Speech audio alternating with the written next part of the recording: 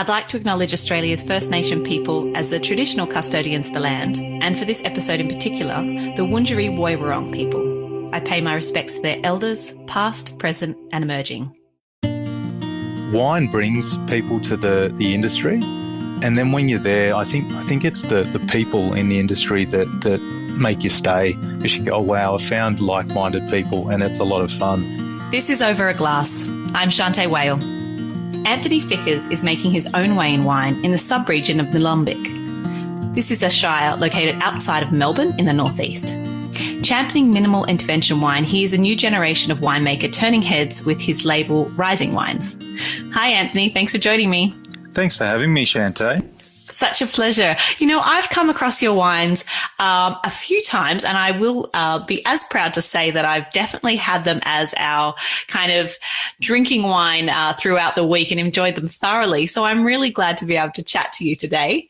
How is vintage going, and where are you at in the process? So vintage is finished up down here, Shanteh. We picked our last grapes, I think, at the end of March in the Yarra. That didn't include another little project that I've got down in Mornington, but for both Yarra and Mornington wines, they're finished fermenting. The reds are mainly through malolactic fermentation. I think I've got maybe 4 or 5 batches out of 20 or 30 in the winery that are doing something or other. In some cases malo, in some cases chugging through the last gram of sugar. And who really knows? You can, stick your ear over them. They're doing something, so they will remain unsulfured for the time being. Well, at the end of the day, they are alive entities, aren't they? And sometimes you've just got to leave them alone and see what happens. That's exactly right. I don't like asking the lab to, check everything, every week or every, twice a week or whatever. I'd rather just go and look at the barrel and pull the bung out and see if there's pressure and put my ear over it and look at how cloudy the wine is and whether it looks like a sort of a yeast cloudiness or a bacterial cloudiness. And if it looks like it's doing something, then let it be, as long as it's not going too feral. Perfect. Now, tell me a little bit about, you have had an amazing history with working some amazing places and great winemakers, but let's go right back and just tell us about how you got involved in wine, and what's your first memory of either seeing someone else drink wine or what's your first memory of wine? So I grew up in Wollongong in New South Wales, so not a known wine region by any means. And my parents drank wine around the table, so it was always kind of there. And I guess I first started drinking wine when I'd go to parties, and most of the time as a young guy you'd take a 6-pack of beer or something like that, and you'd have to put it in the ice bucket, and then your beers would go missing overnight. And I think there's got to be a better way than this.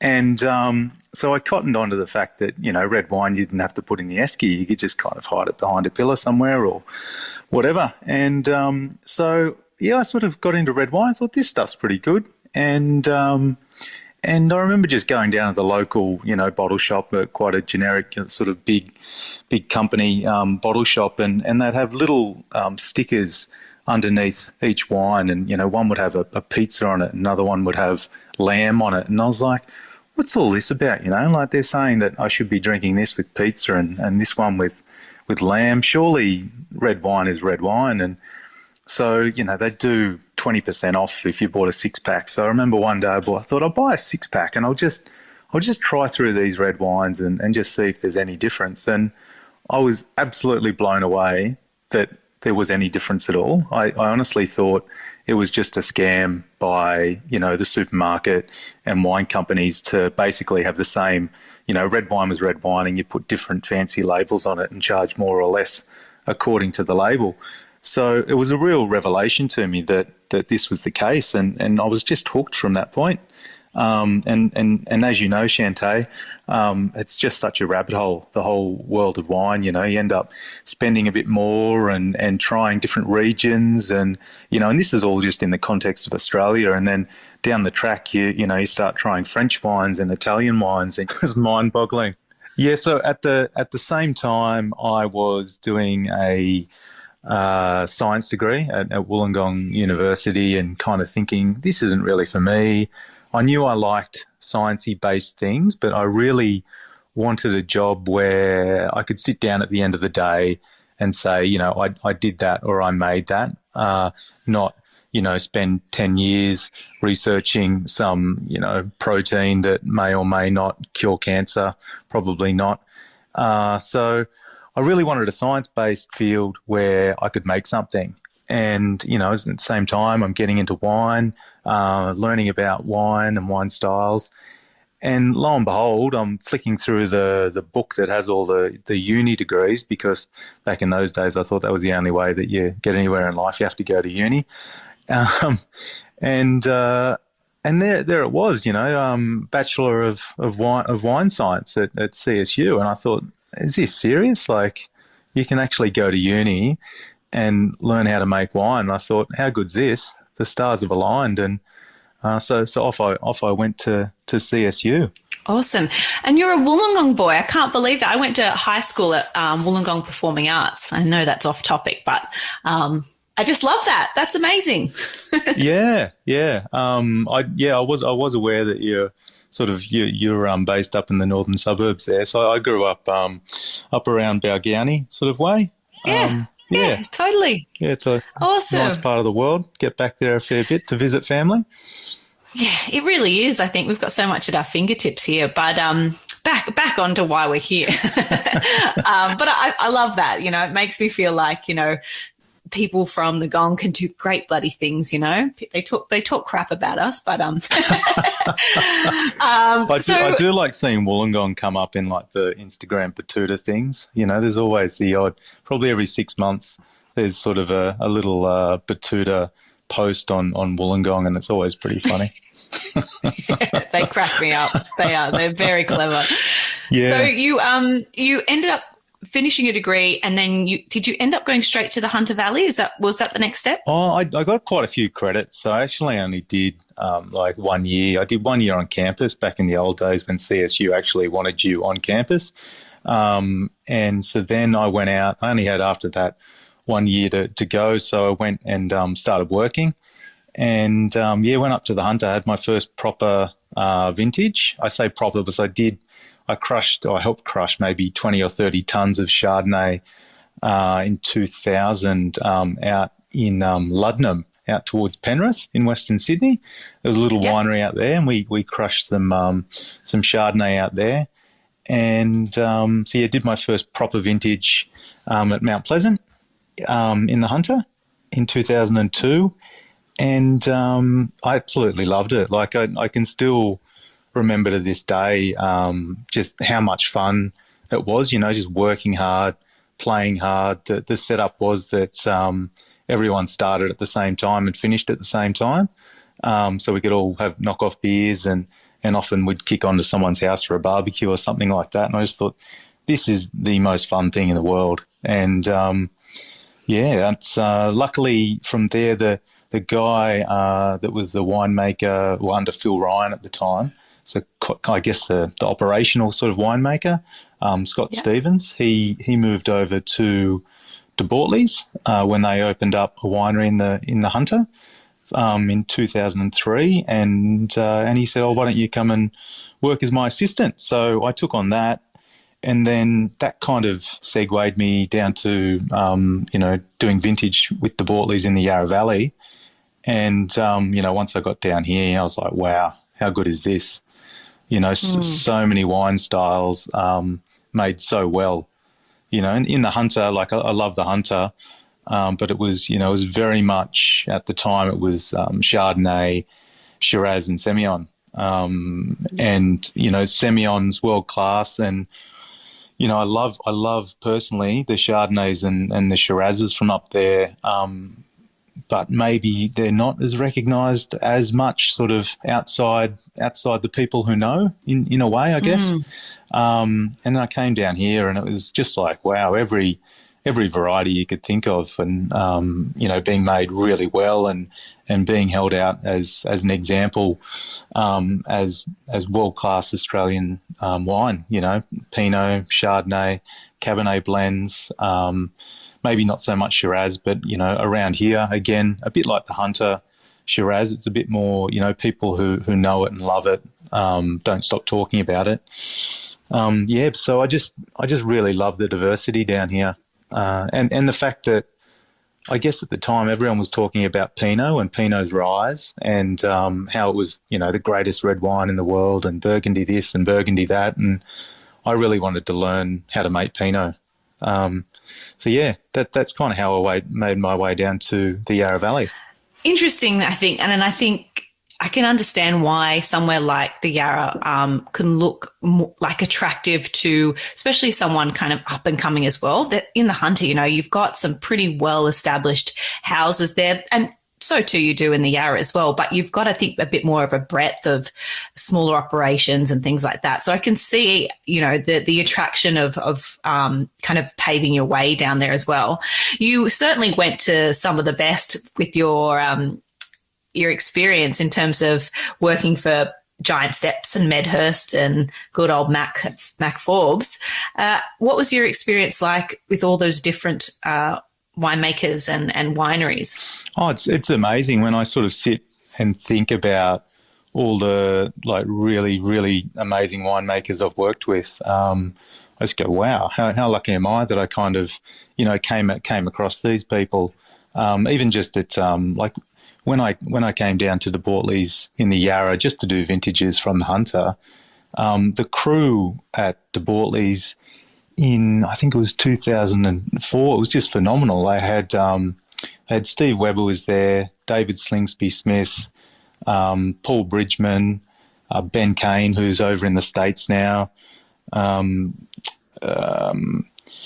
Sarah, who's the winemaker there now. She was sort of maybe an assistant or head cellar hand or something like that. Bill Downey was there. It was just phenomenal. I look back and I'm like, how did you actually afford to have so many winemakers? And I don't really have an answer to the question in my own head. But it was just, I think Steve Webber just loved the fact that, there was all these creative, amazing winemakers there all working together, and they were really having a crack at, his goal at the time was we want to make the best Pinot in Australia in the next few years. And they were having such a big crack at it. So that was a really amazing place. And then to move on and, work with Mac for 5.5 years, a few years down the track, that was awesome. That was really at the start of his journey. Like, his model has changed a lot since then. When I worked for him, we were mainly just buying fruit. We spent a lot of time with the growers, but we were mainly just buying fruit. And it really was after I left there in 2012, he started leasing more and more vineyards and planting vineyards. And his model's changed a lot, but it was really amazing to work with him for 5.5 years and see the birth of, what's become, his brand, and he's become, one of the most well-recognised winemakers, not just in the Yarra, but I think even worldwide. You go over to Europe and people know Mac because, he's that kind of character. You meet him, you're not going to forget him. He's done so much to promote the Yarra and help people understand about the Yarra. The whole start of the upper and the lower Yarra conversation with the trade, I think it was probably talked about internally, amongst winemakers, but I'm not sure that the wine trade really understood the differences across the Yarra Valley until Mac started talking about it and put a map together, and it's like, this is why this is cooler up here, and this is, why it's a bit warmer down in Coldstream. So that was really amazing to see from a winemaking point of view, but also, I guess, a marketing and communication to trade sort of point of view. And that's where I started. I started my own label working for Mac as well, so he was very encouraging of that. So that was... so my original label was Fikkers 2 Bricks, which was a bit of it's a nickname given to me by the guys at De Bortleys. I don't know if it was Paul Bridgman or Bill Downey, probably a combo of the two. They used to like to give everyone a nickname, and it was Fikkers 2 Bricks or Tony. And yeah, so I kind of used that as my label, and it's I was always got a bit of a chuckle. You know, I never set out to make really serious wines with my label. I just wanted to have fun, accessible wines, so it worked well. And then later, I developed the very originally thought out label Fikkers single vineyard when I needed to charge more money for Chardonnay and Pinot.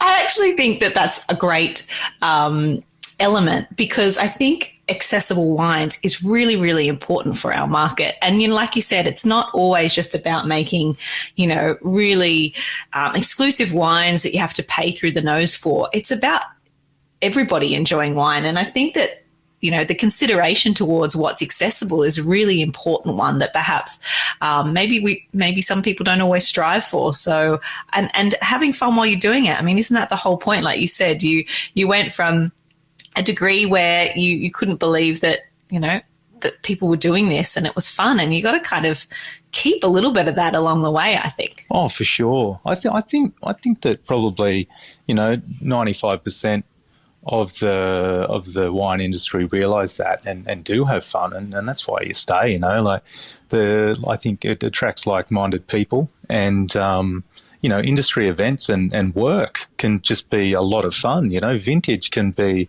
a lot of fun. It's a lot of hard work, but when you get like-minded people in a winery together, who are all willing to hang around and do long days, day after day, and have a laugh, it's a lot of fun.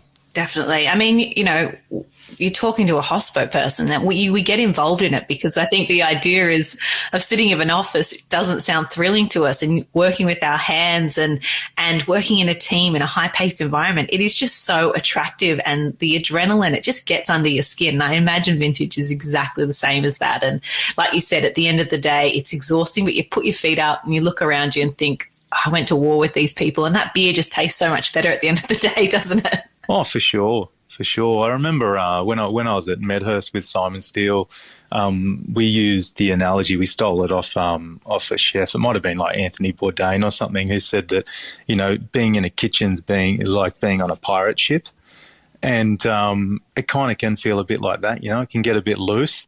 But you're all there with one common goal, and you're all putting in, and at the end of the day, yeah, like you say, Shanteh, that beer does taste extra good. Yeah, when you've earned it, only until then. Yeah.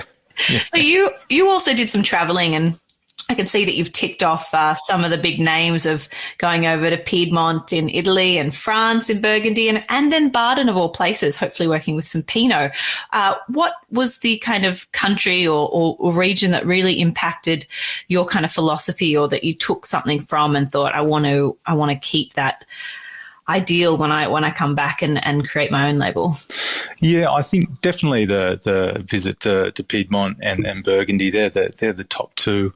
The German travel was more to follow my partner. She was studying for a year in Germany, and she was way down in the south on the Swiss border, and so I just needed somewhere convenient, to be honest. The winery wasn't great.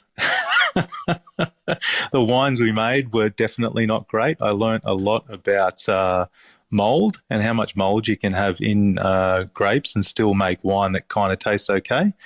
But the people there were lovely, and yeah, like I sort of touched on before, I think it's wine brings people to the industry, and then when you're there, I think it's the people in the industry that make you stay, because you go, oh wow, I found like-minded people, and it's a lot of fun.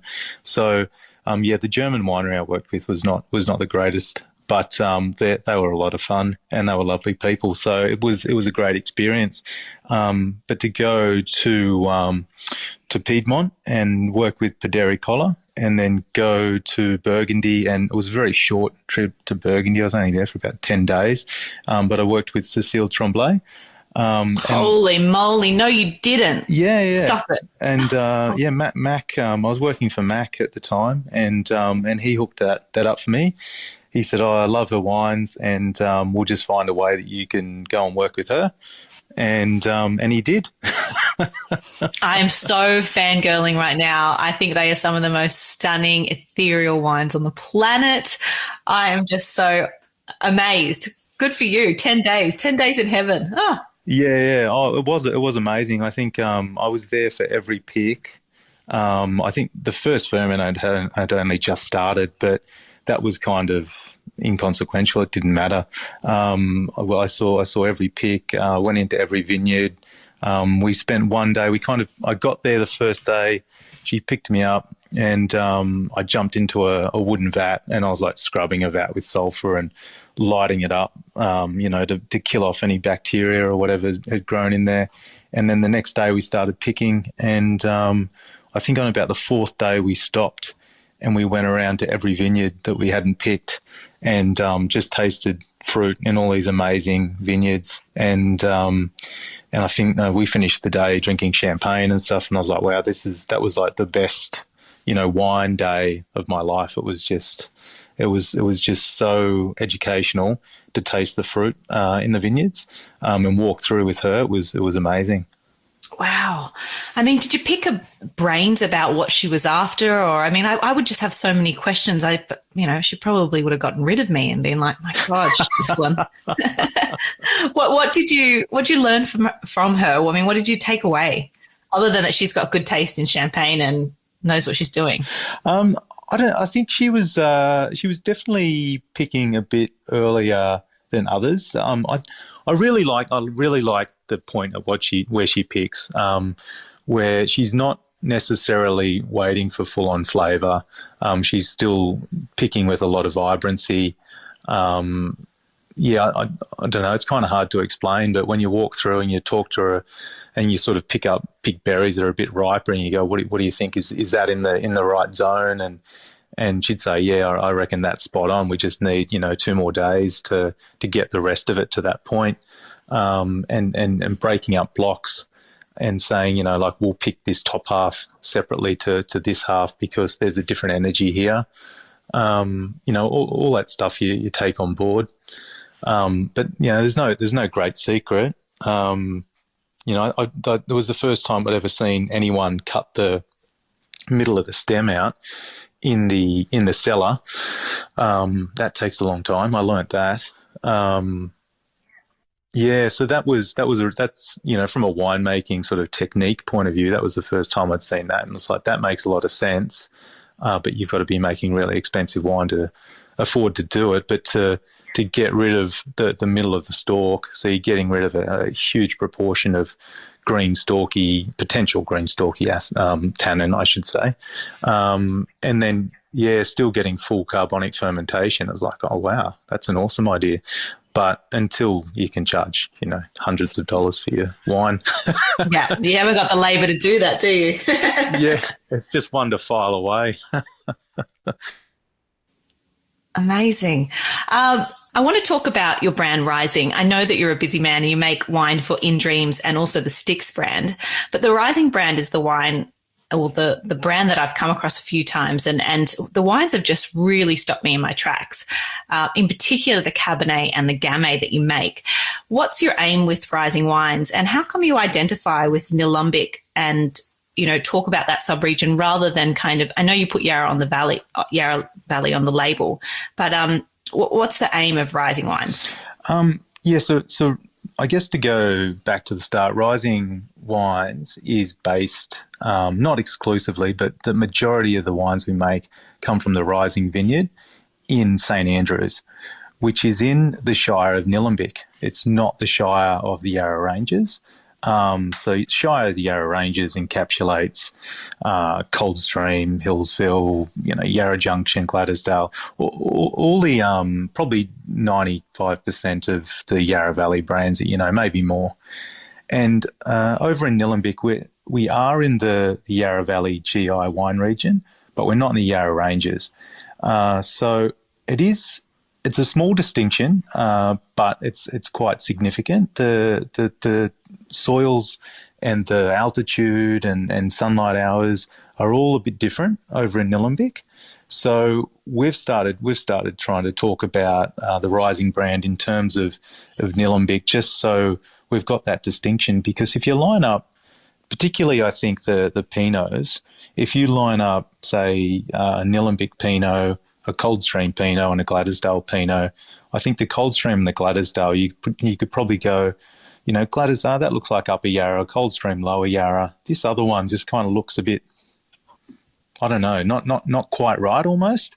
The soils up there are much more degraded than the rest of the Yarra Valley. Really skinny topsoils, very undulating land, and more sunshine hours in general. So quite warm days, and then really cool nights as well. So the top of Rising Vineyard, for instance, is 250 metres above sea level. So it's the diurnal fluctuations quite high. So really cold mornings and nights, and warm days.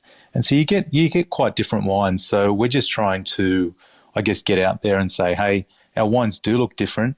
Some people will like them, some people won't. That's cool. But this is why they're different.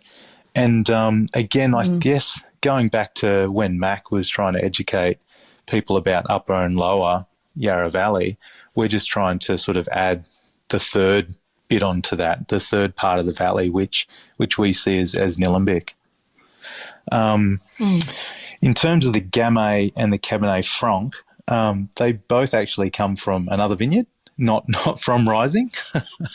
And we brought those on board. We brought those on board at the inception of the brand because they do, I guess, have that kind of left field sort of wow factor. I know they're becoming more and more common, but there's still not heaps of them around. And at the end of the day, we were going to start Rising the label mainly with Pinot Noir and Chardonnay. And there's just so many good Yarra Valley Pinots and Chardonnays, it's a bit hard to sort of distinguish yourself. So we thought if we bring on board a Cabernet Franc and a Gamay, and particularly if we make them in a kind of, I guess, a sort of interesting way with lots of whole bunches, then hopefully people will go, oh, they look cool. Oh, and, out of the swathes of Yarra Valley Chardonnay that there is out there, yours is actually really, really good as well, and quite unique. So that's why we have those two wines on board. Yeah, I think that makes a lot of sense, and I really like the idea of kind of hailing and championing where you're from and what makes you guys unique, other than what you maybe do in the winery as well. And with the Nillumbik Bad Earth, series and labels, it's great to be talking about where you are and why your wines do taste like they do in the bottle, and I think I haven't looked at the Bad Earth series. So you've got your aromatic dry white and your light dry red and nice little rosé and a pet nat. And so I'm super curious. I mean, they draw you in already and think, oh, what am I in for that? Especially I particularly like when people name their wines after, like you said, a style of wine rather than just what the varietal or the makeup is, because I think you look at the wine in a holistic sense of what is this telling me it's going to offer me rather than let me dissect it. Yeah, for sure. And I think you've hit the nail on the head there. Like, they are not wines that really need to be dissected. They're just pleasurable bistro-style wines that, they do have pretty cool labels on them, I reckon. And they kind of grab your attention, and they've got flavour, and they just kind of taste good. I think at the end of the day, the aim with wine is to make it taste good, and we're not trying to make anything too serious with the Bad Earth range. Hence, we've got rosé, we've got pet nat, and we've got a white and a red. It's just quite simple, and yeah, they're just meant to be good fun wines. Whereas with the core range of Rising from the Rising Vineyard, that's the Pinot and the Chardonnay, they're meant to be more serious wines in a way, still very pleasurable to drink, but a lot more, I guess, expressive of that particular site and the terroir, for lack of a better word, that you see in Nillumbik. Yeah, perfect. It's so nice. I think maybe, you have taken something from out of Mac's book, because I feel like the messaging is clear and you are a fairly small operation in terms of how much you produce. And I feel like your wines are really, put into a category where you can kind of see by the labels, by the price point, by, you know, the way that you're talking about them, where they all sit, which is really clear. And that's actually really important when people are trying to almost digest a new winery and a new estate. Like, what's this all about and how do I process it? I think that is really important. But talk about, you are pretty minimal intervention. I sulfur imagine when you need to. How do you approach in terms of talking about minimal intervention and kind of that natural scope of the wine world? Yeah, I think the main thing for me with minimal intervention, probably the biggest issue that I see is you just don't use too much oak. Most of my wines, like all the rising stuff, ends up in oak. A lot of the time, because, you know, even with the bad earth stuff, there's such a small volume that I don't have tanks that small, and you never, you know, fit them into tanks. So they go into oak, but they'll go into old oak. And for me, that's one of the biggest things. People still hear people talk about, you know, minimal intervention, and then you kind of taste their wines and there's a fair whack of oak in there. It might not be completely smothered, but that's for me the biggest issue there.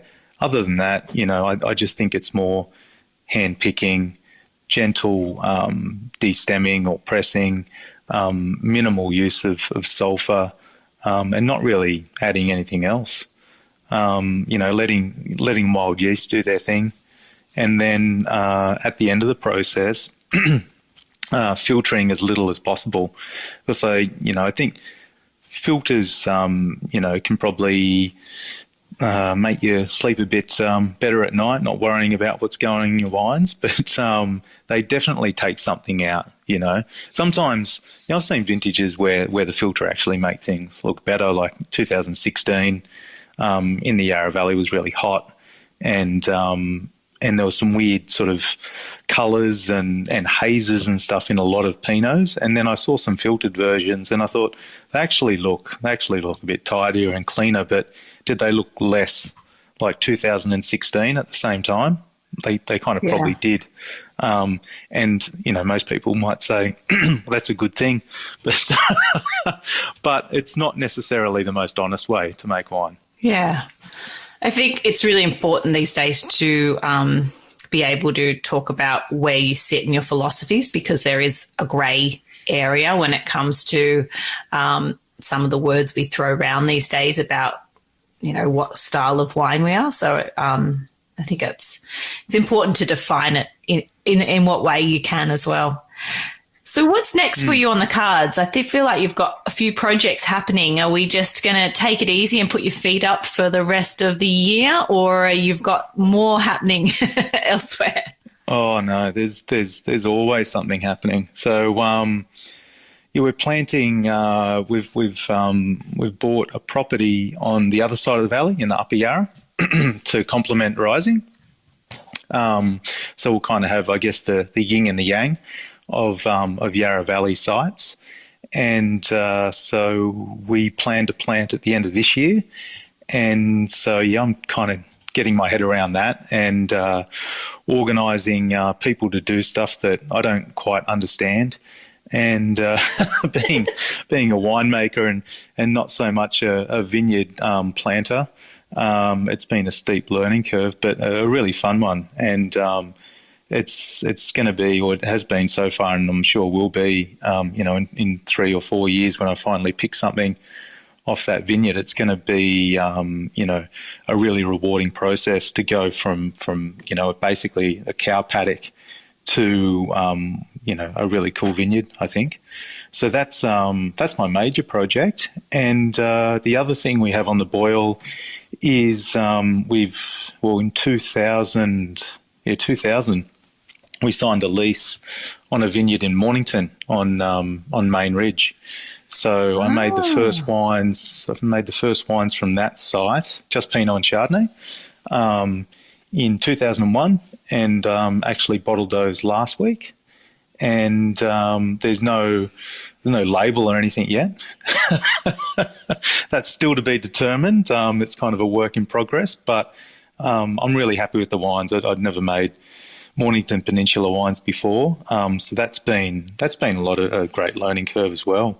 Just looking at the differences, between Yarra and and Mornington, and I think we've got a really, really good site down there. It's been a lot of fun making those wines.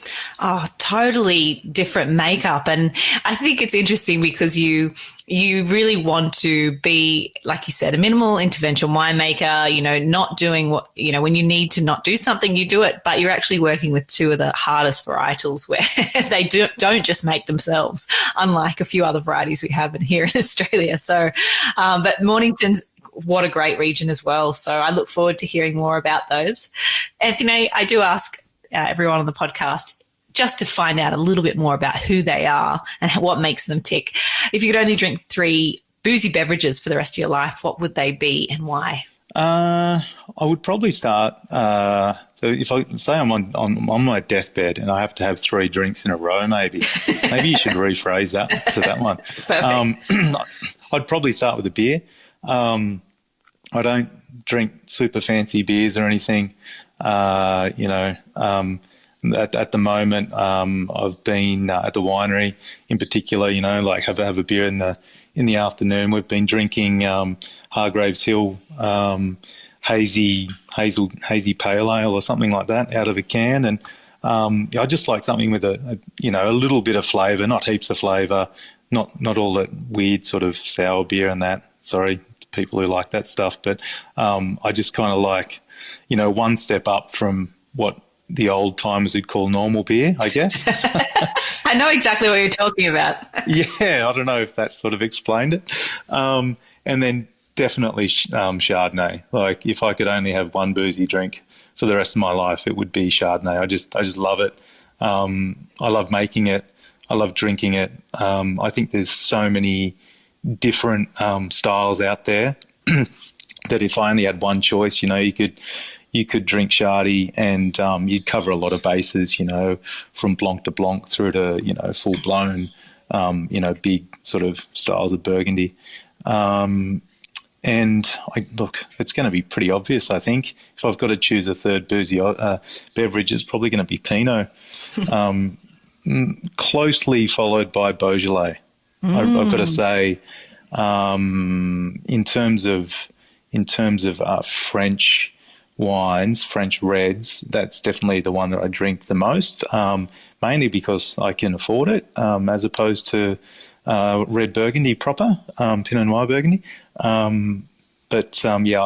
really do love a good Beaujolais. Absolutely. They're so good. They're such good drinks. And you're right, like for the hip pocket, doesn't hurt as much, but there's some pretty serious, Beaujolais out there that's just made exceptionally well, and they are such delicious drinks. So yeah. And the density they can get is quite amazing, particularly after I've made, a few now in the Yarra. And they're like the Gamay I've made are quite light. Even when I try and push ripeness a bit more, they just look light. And then I look at the Beaujolais, proper Beaujolais, and go, wow, how do they get that density? It's pretty cool. Yeah, density and concentration and tannin and yeah. You're very true.